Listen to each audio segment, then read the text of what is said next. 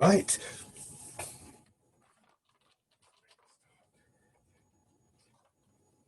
So just nice and comfortable as you sit.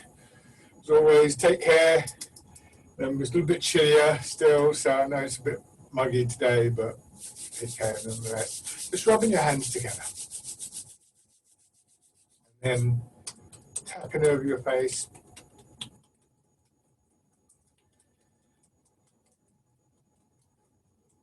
Let yourself settle into the familiar routine over your head and neck.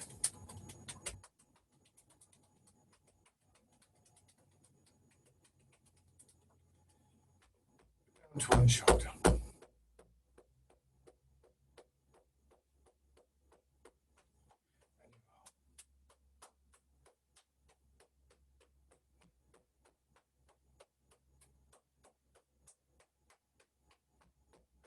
The other side.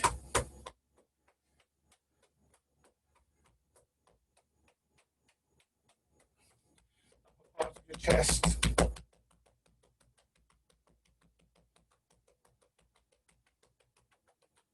Belly.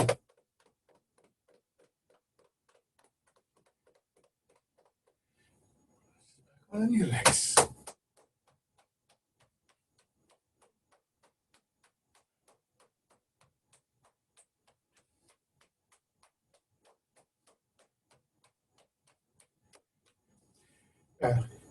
Back into the reclining position.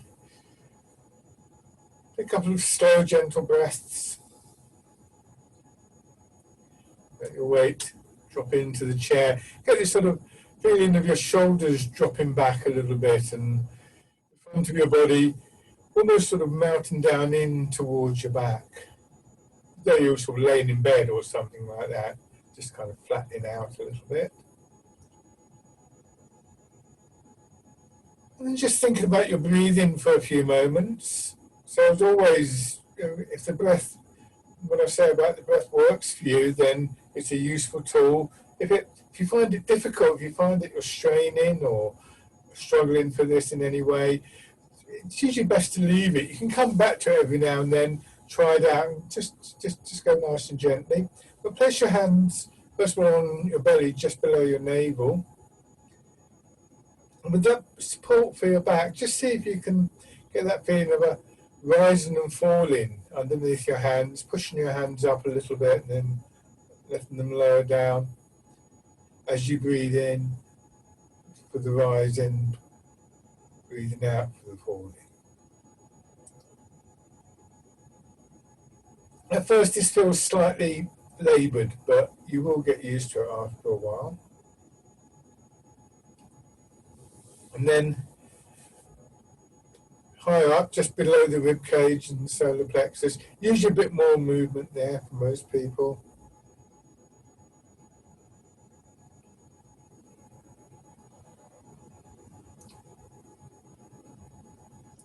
And then one hand down to the first position, and you want that lower hand to move a little bit before the upper hand. Let's see if you can find a way to do that.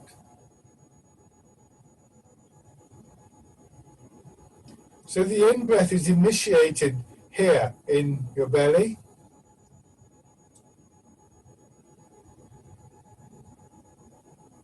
That creates space for your lungs to expand downwards. And the air is drawn in, like air drawn into a set of bellows that you might pump a fire with.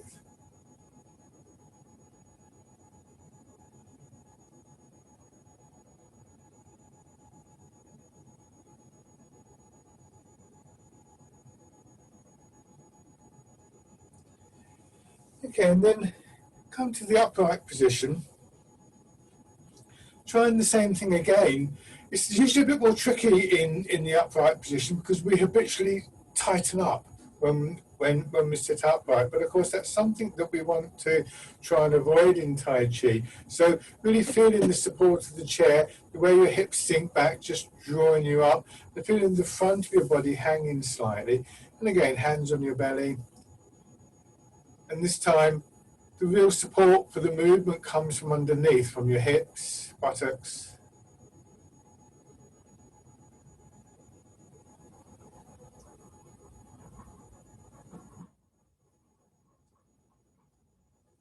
Again, higher up. I don't want to do too many of these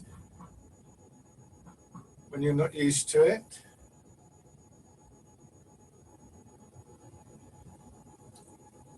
And then again, one hand dropping down. Feeling the movement first of all in your belly.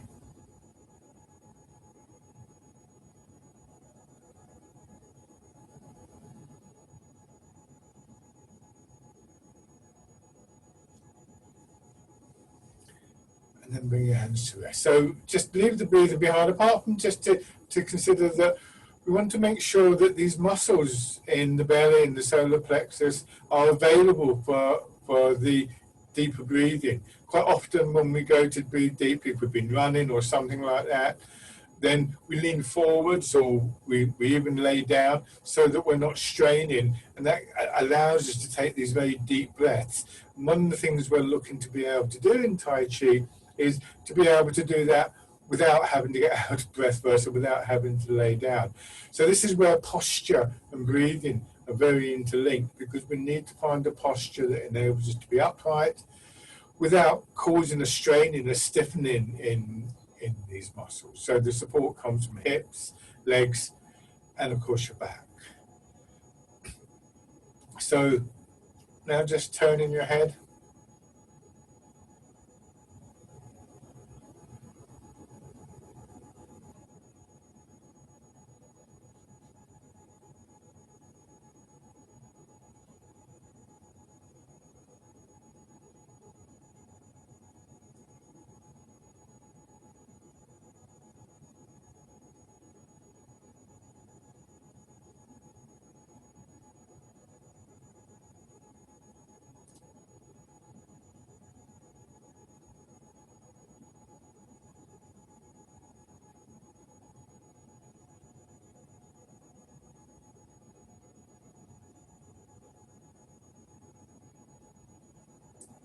And then your shoulders.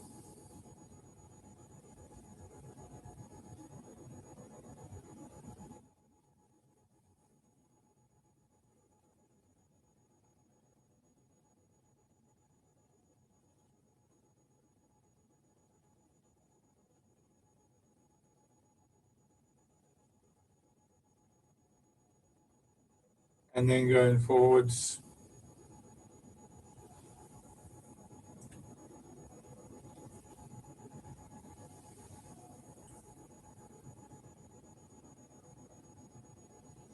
And then your hands down and out to your sides and just winding around.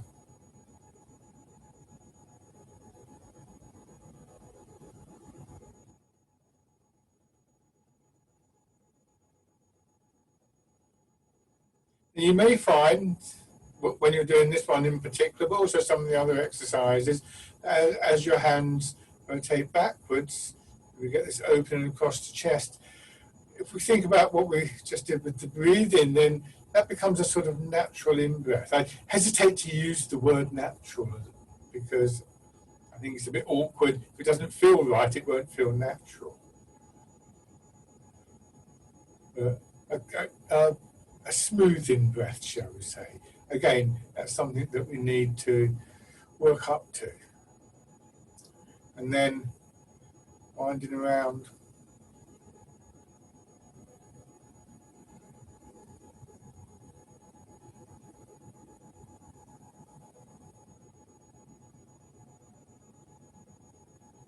And back the other way.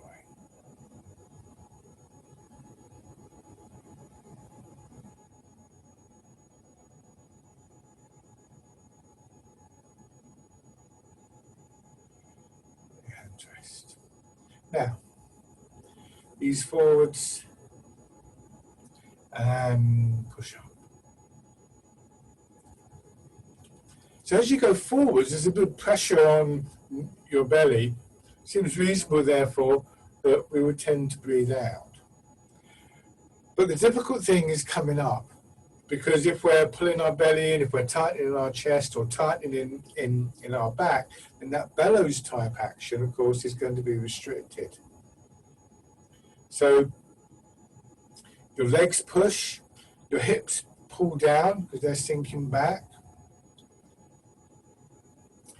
And we start to come up without that straining in the muscles of the upper body. And that eventually will allow for the in-breath. But it also means that the spine and these deeper parts of the body aren't themselves tight. So they begin to move a bit more freely.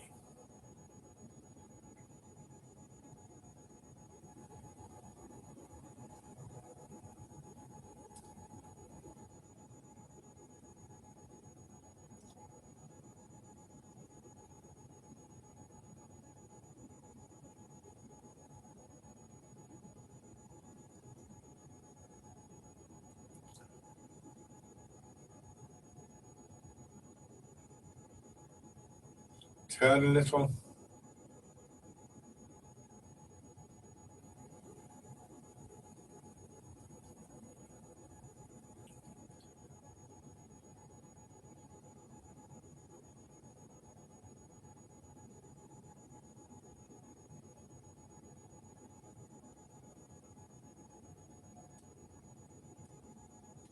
And then in the other direction.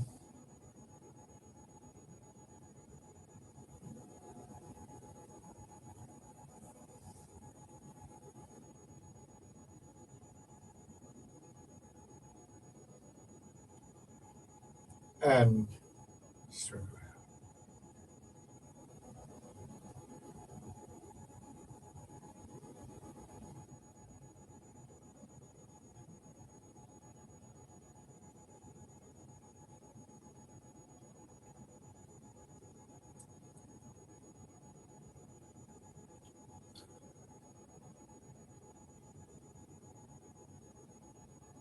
And back the other way.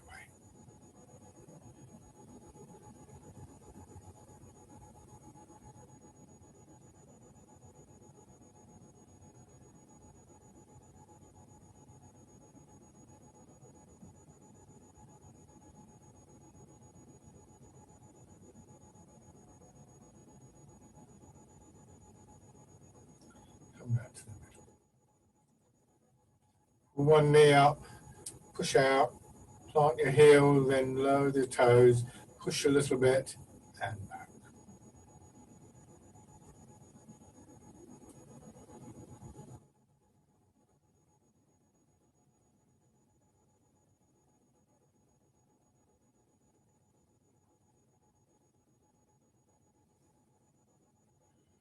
Side.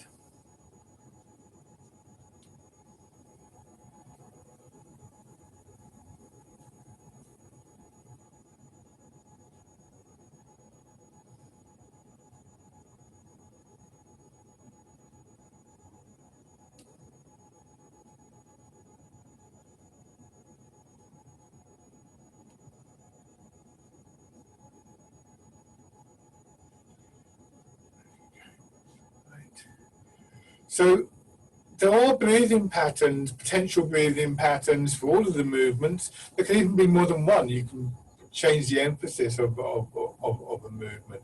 A lot depends on how fast you're moving. Should never try and force your breath to go too slowly. If you want to work with the breath in the movements, move at the pace of your breathing. And then if you want to slow them down, just gradually slow them down together. So I will offer for one or two of the exercises possible breathing patterns, but do remember, breathing patterns are optional. Breathing isn't. And if your body's telling you to breathe in a particular way, listen to what your body's doing. Don't try and force yourself to breathe as I'm sort of been saying. This is really just to open up this area of your breath in relation to the movement. Breathing, movement, posture are all interrelated. So really the main focus of our attention should remain on posture, correct movement, and our breath is a perfectly natural thing, and it will follow on. But some people like to look at the breath. So just for the first couple of exercises, again, have your hands down at your sides, slightly behind, and sort of just wind them back. So tilt forwards, and as you do, make the same movement that we did before, winding the hands round. So now they're slightly in front and back. So for the breathing, this would be in breath and then out breath. I tend to check in with my breath every now and then, and it's usually okay at that point. Whether it is in between or not, I don't know. I just assume that it is because I'm still breathing. So it's something that I refer to on occasion, but don't bother about trying to keep to a pattern the whole time.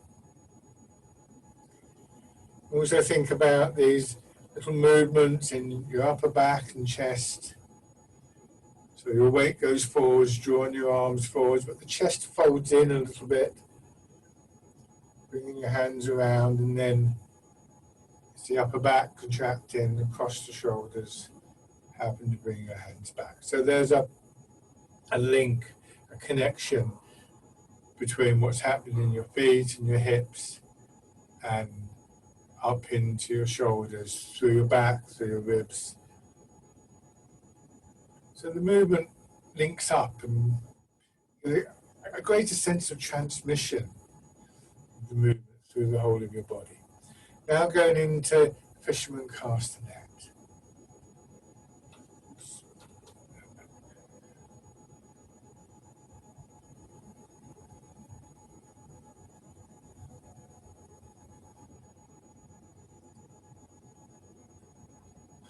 Imagine just drawing your arms, your fingers through water, that little bit of resistance.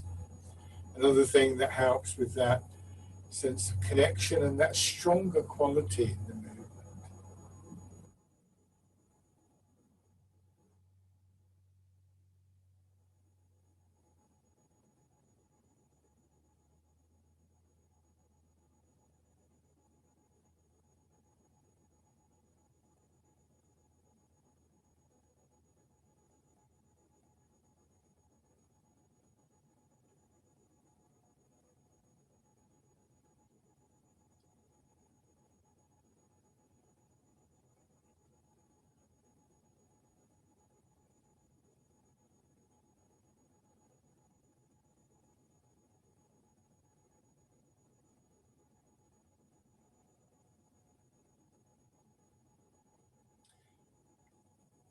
And then coming over.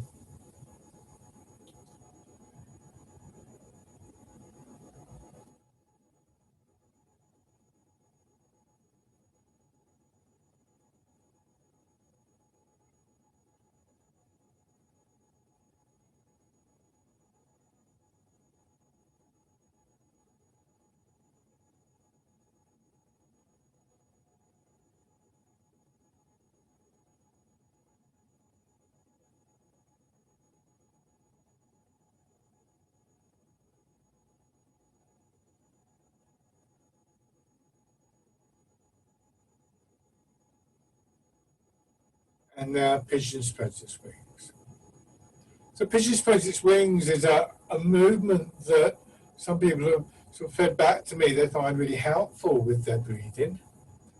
And you can see why, because there's quite a lot of movement here in the chest. So this would be the in-breath, and that going forwards, squeezing in would be the out-breath.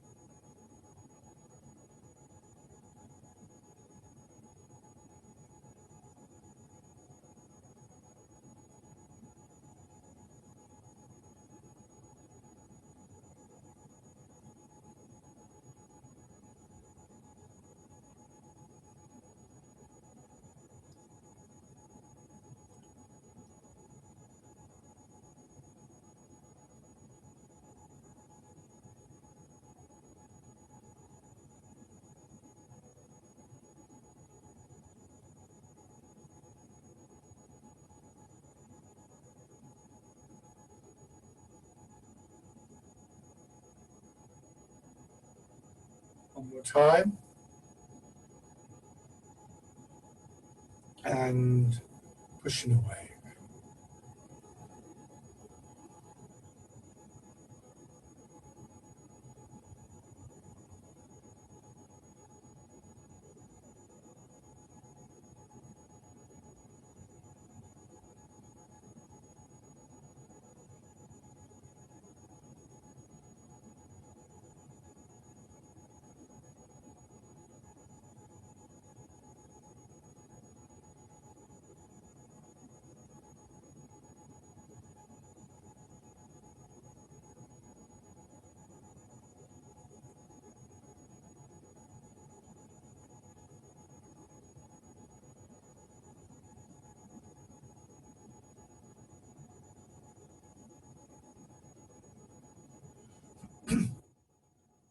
Last time.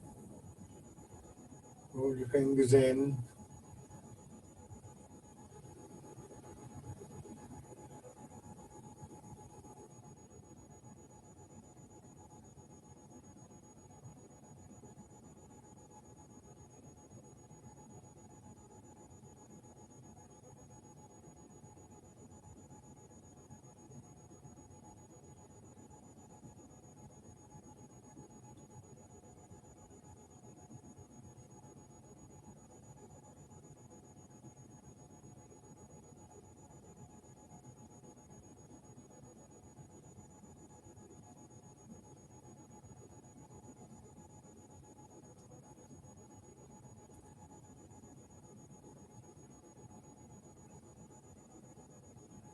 And then turning your hands out.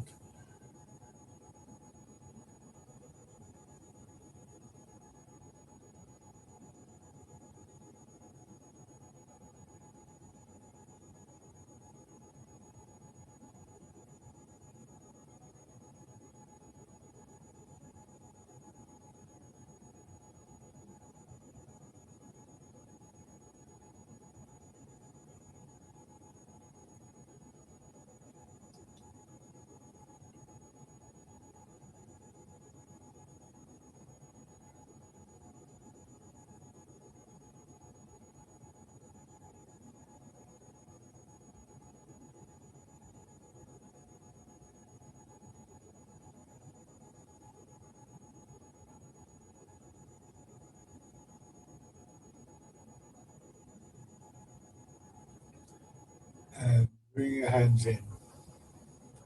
And expand in. Contract in.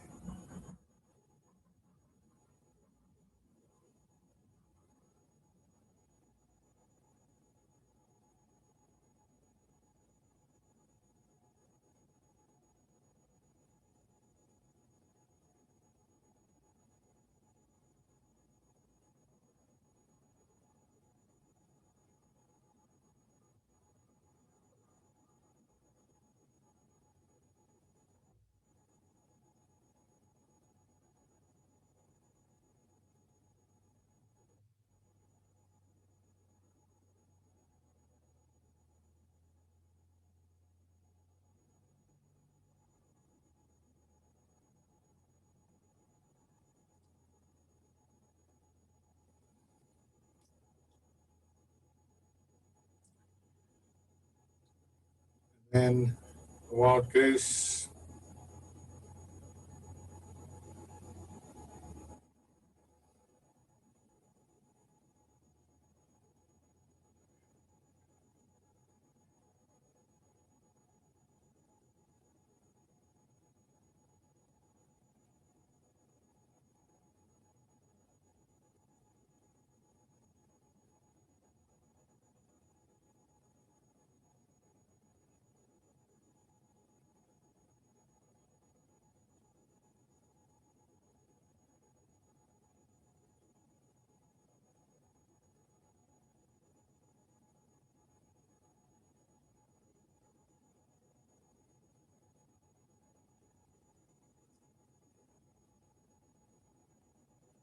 And then heart in the clouds.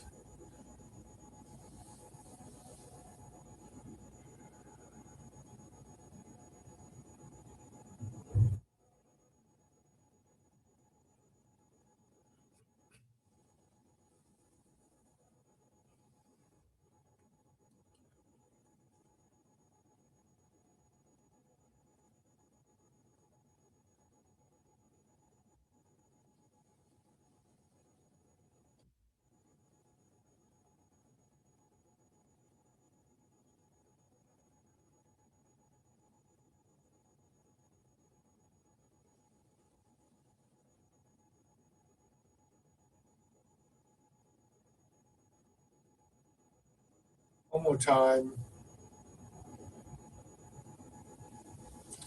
And then joining those last three movements up into a little sequence. Putting your hands in. With the expansion, your belly, lower back predominantly. Change into the wild goose. And belly, and with expansion, move up towards the solar plexus. And then belly, solar plexus, and then up into the upper part of your chest and your arms. And then back to the first one, rooting down. So this progression, gradually rising up, body expanding from hips upwards, kind of mirrors that same expansion that I mentioned in regard to our breathing. So it's the same thing really. You could turn that completely on its head and say, well, it's the rhythm within your body, the expansion and the contraction linking up through your body that does both your breathing and the movement.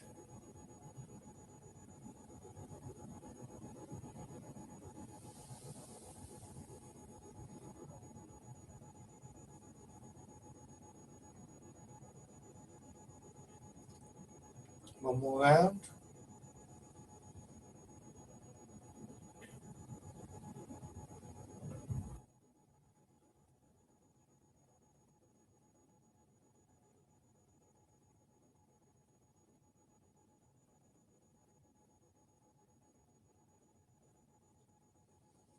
So now as we go into Dragon Plucks the Stars from the Sky,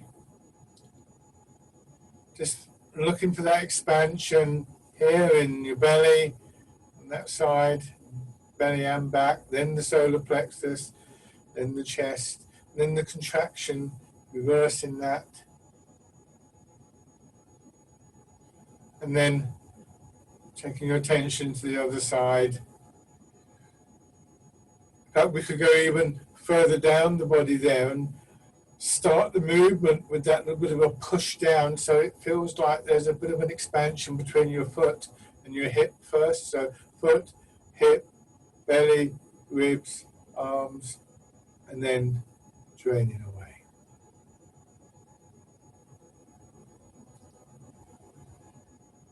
So these are all ways to get a sense of feeling the movement from the inside, working outwards.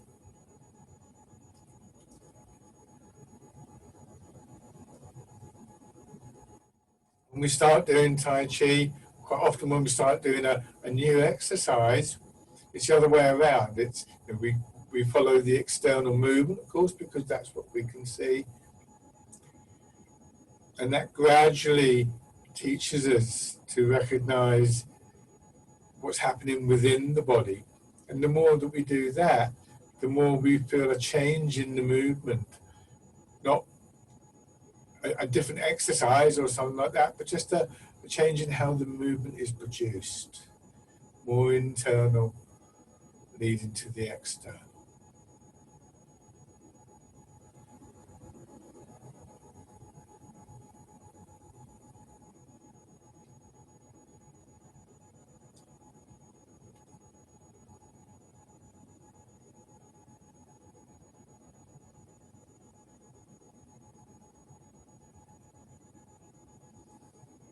And then your hands around in front, pushing up. Same as before, feeling the movement up from your hips. But then with the next one, up from the hips and then out, sideways.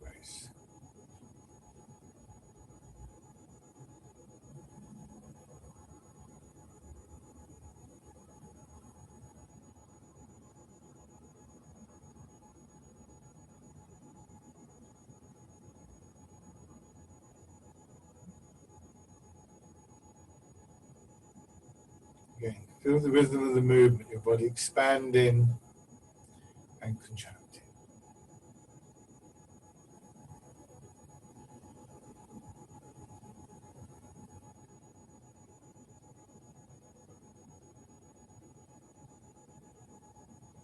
Again, if it helps you to check in with your breathing, particularly the in-breath and the expanding stage, then make use of that. It's the idea that you've got to somehow get your breathing involved in, to deliberately in the movement, creates anxiety for you, which is not uncommon. Then just forget about that. Just let your body breathe naturally.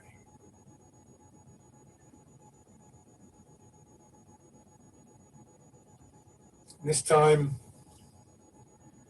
add in the turning movement.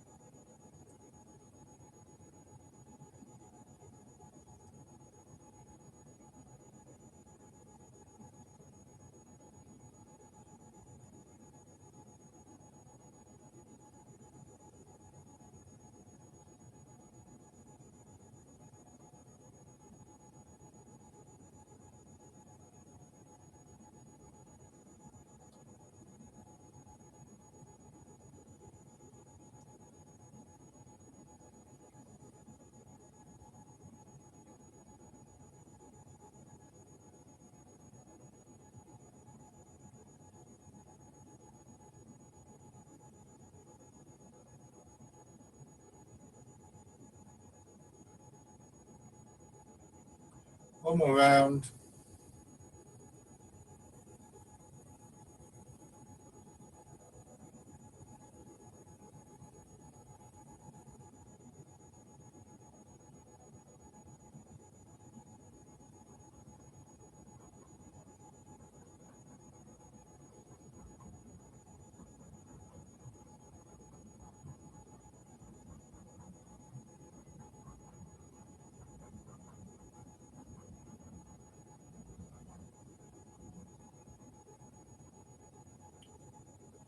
Scooping the sea and looking at the sky.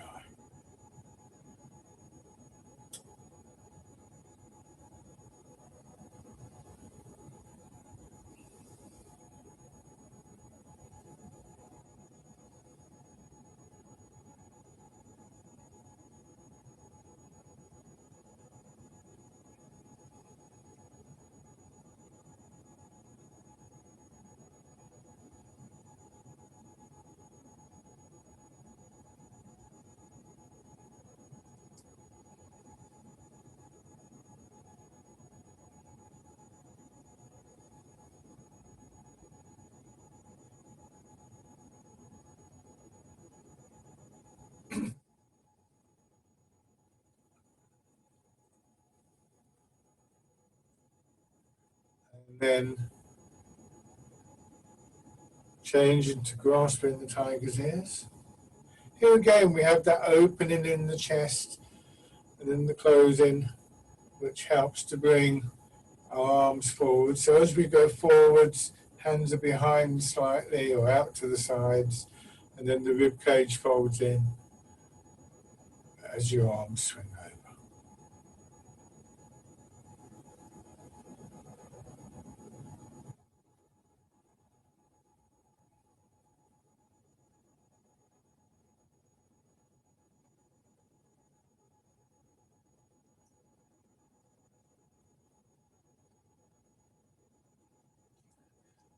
Side.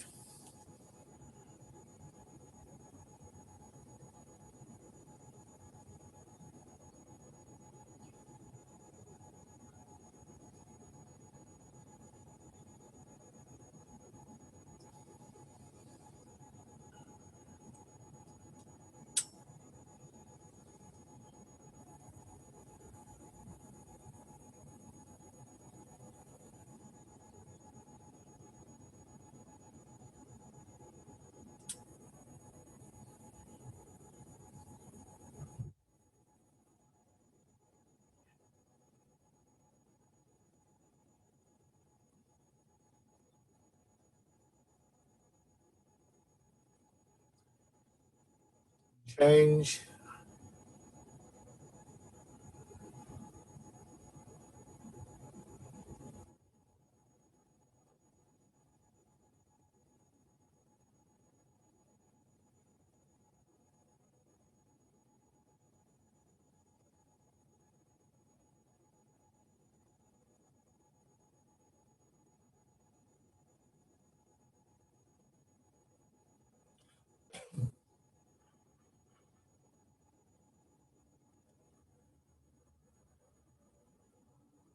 One more time.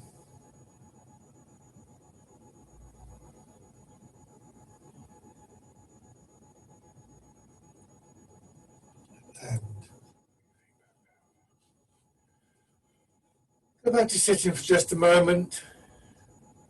About 2/3 of your weight back in your hips.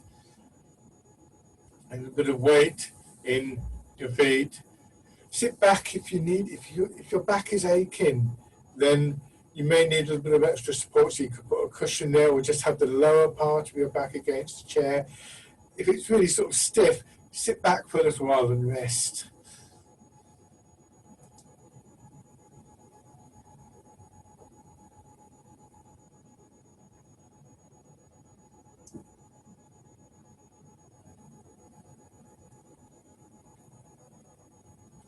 So now, going back to this circling movement, turn your body slightly so you look towards one knee, go back into the hip and then turn, or over to the opposite knee, forwards, sorry, opposite hip, forwards to the knee and around. So you can feel the weight, the main part of the weight, rolling around like almost like if you get water in a glass and swirl it around.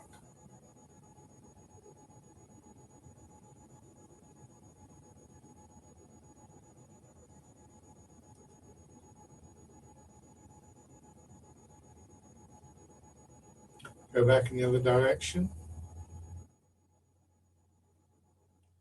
So as you do this, obviously you've got your pelvis is moving, your weight is moving, there's movement in your hips, but your shoulders and your head, at the whole of your upper body, following that movement.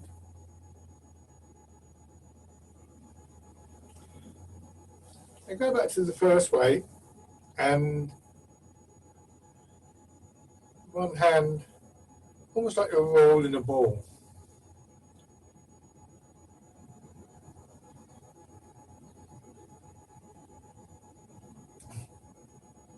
If I was to just hold my hand here, this would be the movement. You can see my hand is still moving in the circle. So the only, what we might think of as the independent movement on the part of the arm is that as my weight goes forward, my arm extends, and as my weight goes back, my arm contracts. If I do this from the side, the main movement you'll see, oops, I can't really see that, is that my hand is going forwards and backwards, because you can't really see the turning movement. So here the arm lengthens, and the body, the movement of your weight, does the rest of the movement. Back again, so you can see.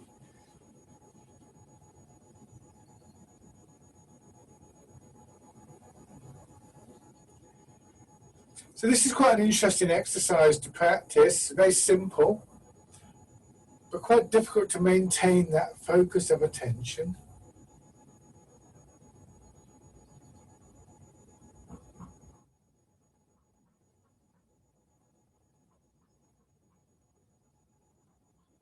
So now turn the other way, try this with the other hand.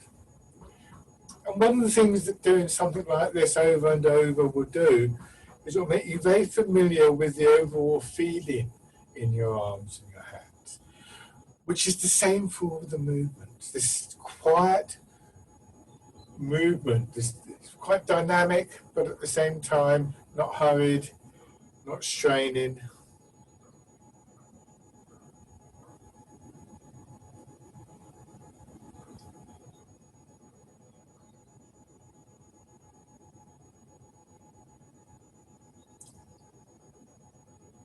Now this time, come to here and then go the other way. 1 and 2. So stir in the beans. So now I go over, so it's my left hand movement, I'm going across to my right and come back into the hip slightly and then over to the other side.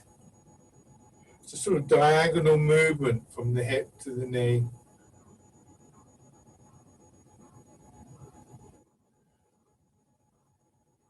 Stir in the beans.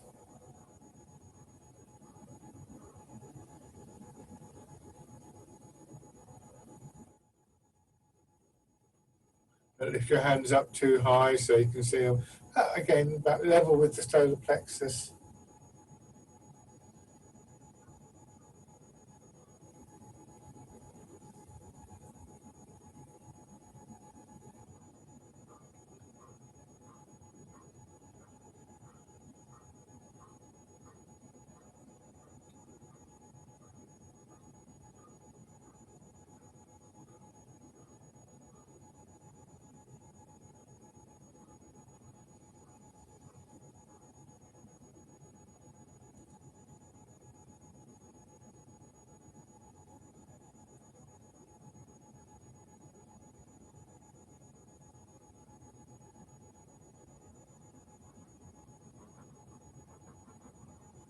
One more on each side.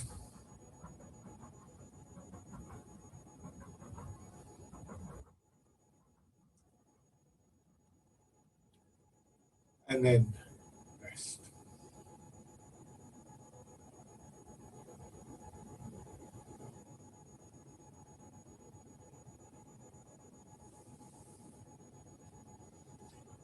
Once again, rubbing your hands together.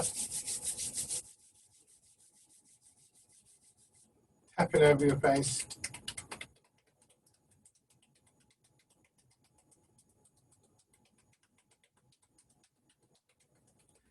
Over your head and neck.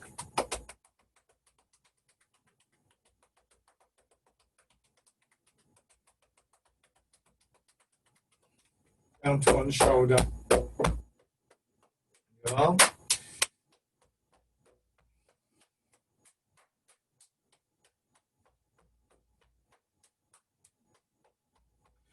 The other side.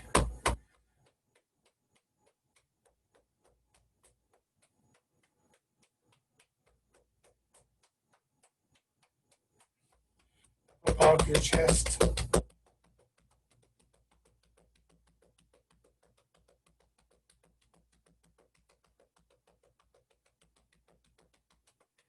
Belly.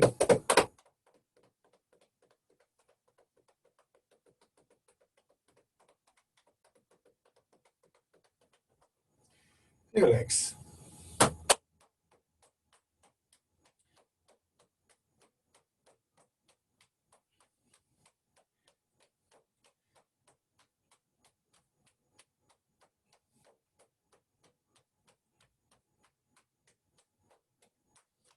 Good. And then if you want to, stand in.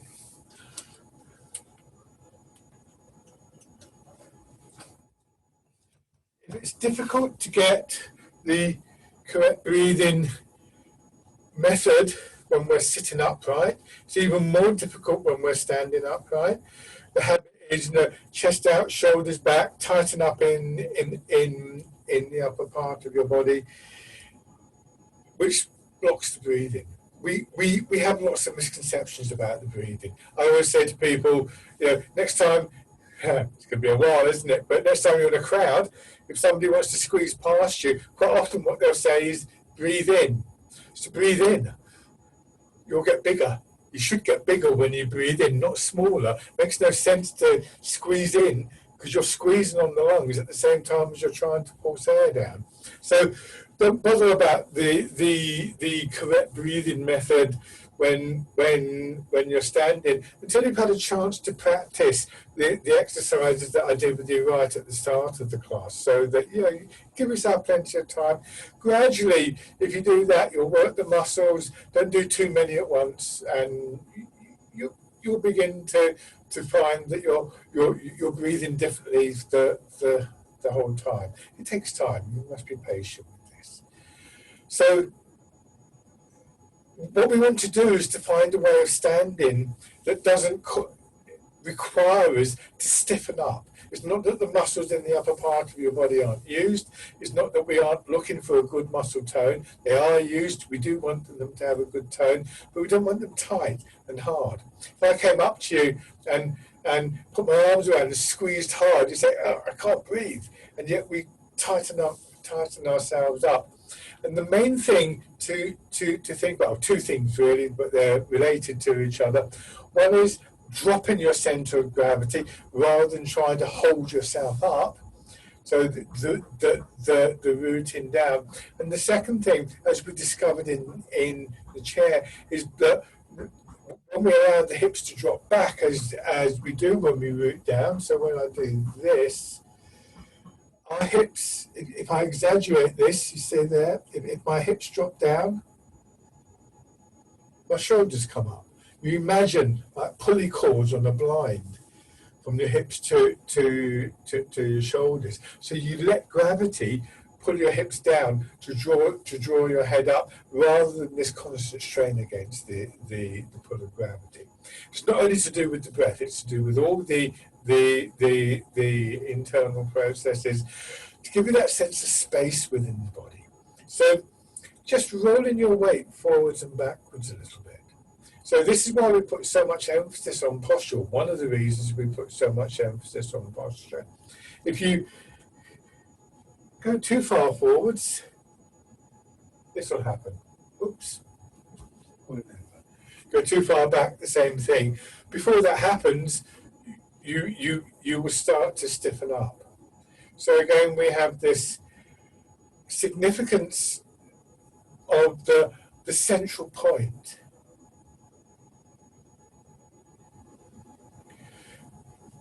So to demonstrate,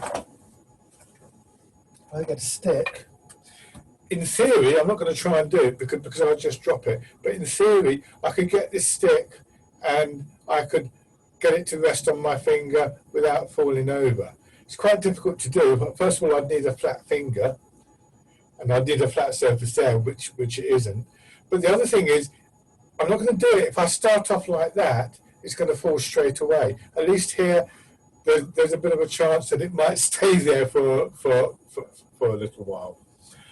So we want that alignment, and we want to be able to maintain that alignment while we're doing the exercises. So feel where your weight naturally balances, where your kind of center is in your feet. Ideally, that would be somewhere between the middle and the ball of each foot. No further forwards than that, but try not to have it further back. And what will happen is I'll exaggerate. If I go forwards like this, I'm now sort of teetering on the edge. And we generally do one or two things when we do this. It's a very common habit to do this, to pull our shoulders back. But look at what I'm doing to my back. My chest is tight, my belly is tight, my shoulders are tight. But from here, if I let my hips drop back, then I come to the upright position and I'm not tight enough. If you've got a dog and you've ever tried to pull it along and the dog doesn't want to go, the dog will drop its haunches back. It would sink back into the ground. Have you ever done a tug of war? Watch people do a tug of war. They take hold of the rope. They don't do this because they'll just get pulled over. They do this, and so on and so forth. So it should be a perfectly natural movement for the body.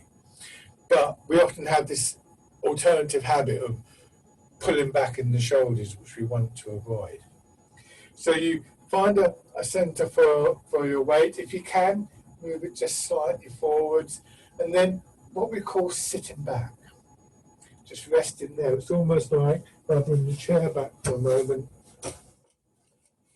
It's almost like I've just dropped down there. So it's like the hips are overhanging, but there's no chair there, and it's these muscles there that really do the work in this.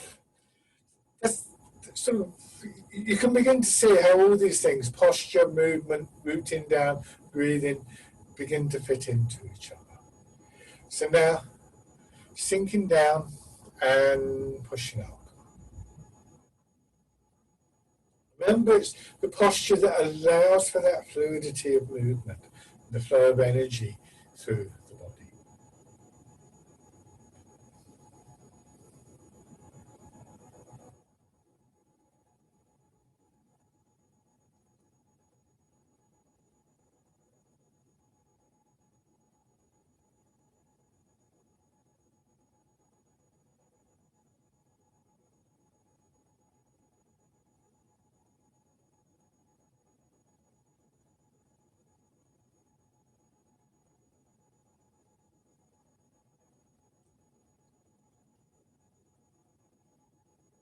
The hips dropping back, not knees going forwards.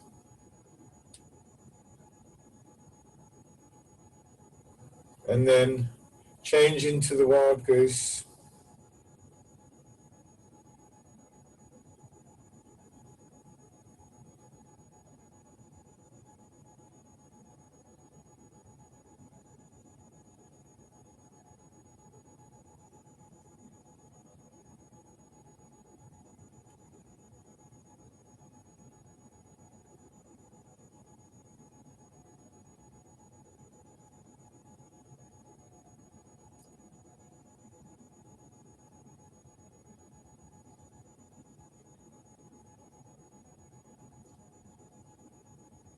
And then heart in the clouds.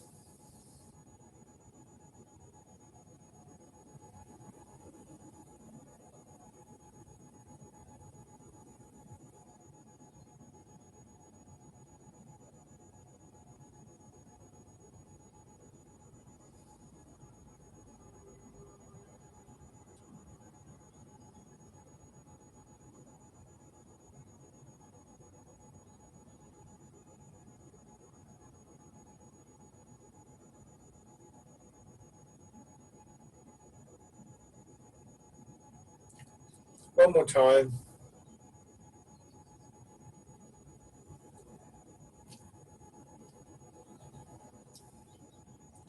And shake out. So when we come to the forward stance, we've really got to think about how we're moving. Again, let me demonstrate something. I get this pile of books there. You just see them on the floor there. If I want to move that pile of books along the floor, if I push from the bottom, they all move. If I push from the top, the pile collapses. So, same thing when we want to move the body. When we move, we want to move from below, and the whole body will move and maintain the posture. If we move from our shoulders first, then we start to throw the posture out. And even if we want to do something like sort of tilt forwards to get a little bit of extra momentum, it shouldn't be this. It's a tilting from the hips, so the hips are going back, like when we do this movement in the chair. So 1 foot forwards and transferring your weight.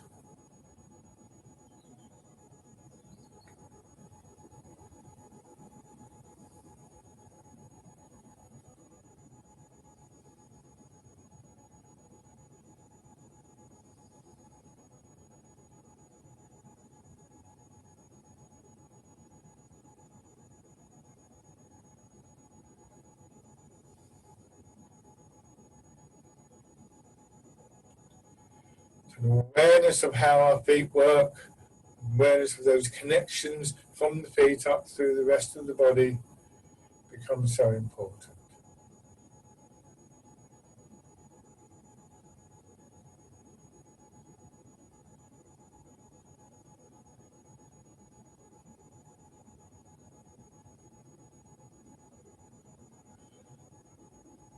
So very carefully bringing your arms into the movement. letting them follow the movement.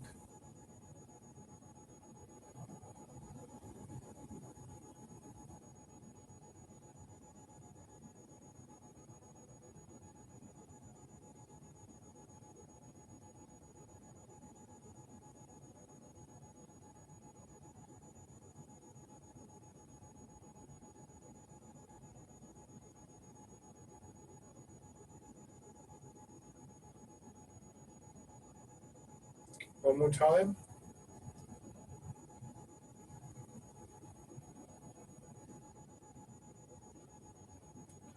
And on the other side,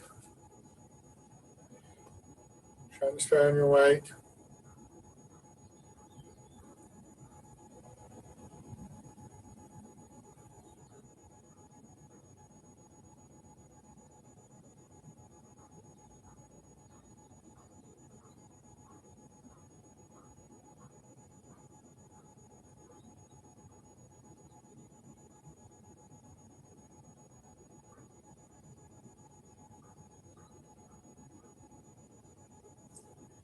And then your arms following.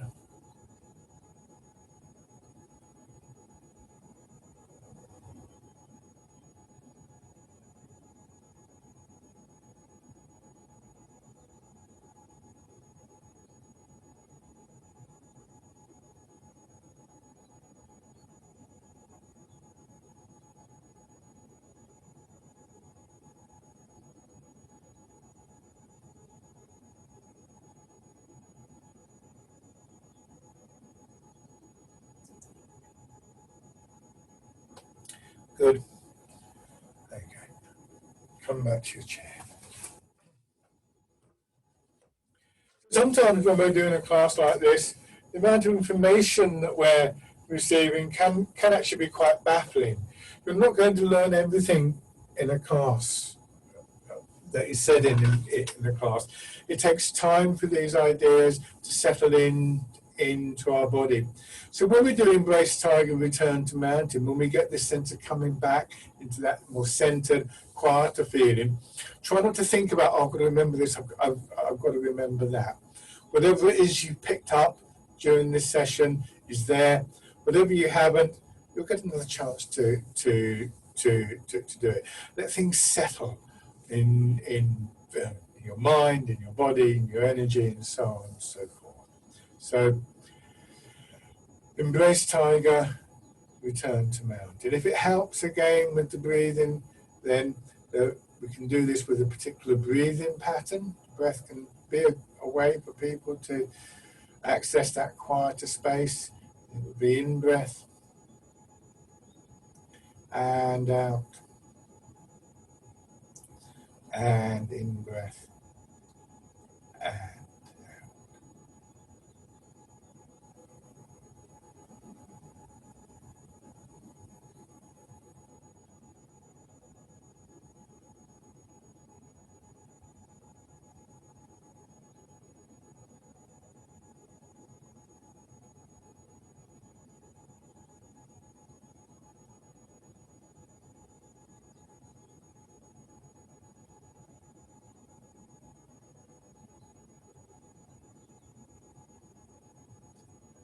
One more round.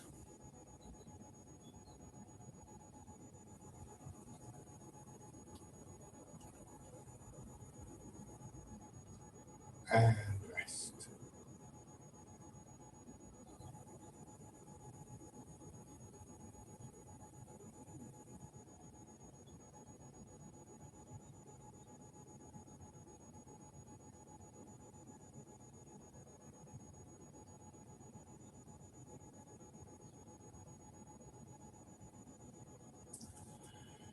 Thank you very much, everybody. Sessions are going very quickly for me this week. That's very strange. But I hope you enjoyed that. Are there any recordings before we finish?